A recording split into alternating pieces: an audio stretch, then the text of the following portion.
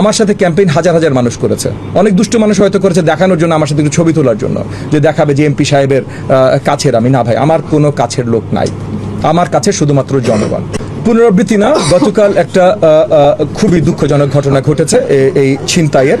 এই ছিনতাই হওয়ার সঙ্গে সঙ্গে যখন এটা সম্বন্ধে আমি জানতে পারি, আমি ইমিডিয়েটলি আপনার দায়িত্বপ্রাপ্ত থানা, আদাবর থানার যিনি এখন দায়িত্বপ্রাপ্ত ওসি আছেন, কারণ মেইন ওসি ছুটিতে আছেন, আগামীকাল আসবেন, দায়িত্বপ্রাপ্ত ওসির সাথে কথা বলি, ডিসির সাথে কথা বলি। গতকাল রাতেই মেইন আসামি একজন নাম রাসেল নামক একজন, রাসেল সহ আরও 4 জনকে ইতিমধ্যে অ্যারেস্ট করা হয়েছে। এবং আমি পরিষ্কার করে জানিয়ে দিয়েছি, কারণ কোথায় কোথায় নাকি আমার সাথে ক্যাম্পেইন করতে রাসেলের ছবিও পাওয়া গেছে।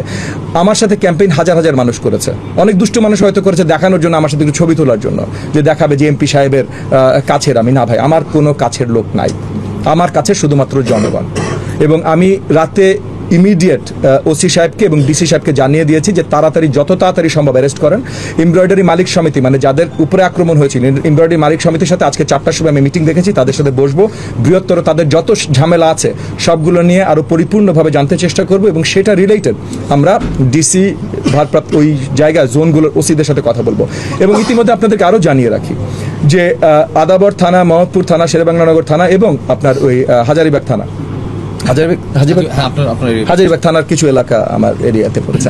এই 4টা থানার ওসিদের সাথে ইতিমধ্যে কথা বলেছি যে তাদের আরও পর্যাপ্ত পরিমাণে শক্তিশালী হতে, কারণ আর্মি ক্যাম্পগুলো সরে যাচ্ছে, শক্তিশালী হতে কি কি প্রয়োজন তারা আমাকে তালিকাভুক্ত করে জানিয়েছে। তাদের লোকজন কত প্রয়োজন, গাড়ি কত প্রয়োজন, কি কি কত প্রয়োজন, এগুলো ইতিমধ্যে আমরা কমিশনার অফিস এবং আইজির অফিসের সাথে কমিউনিকেট করেছি।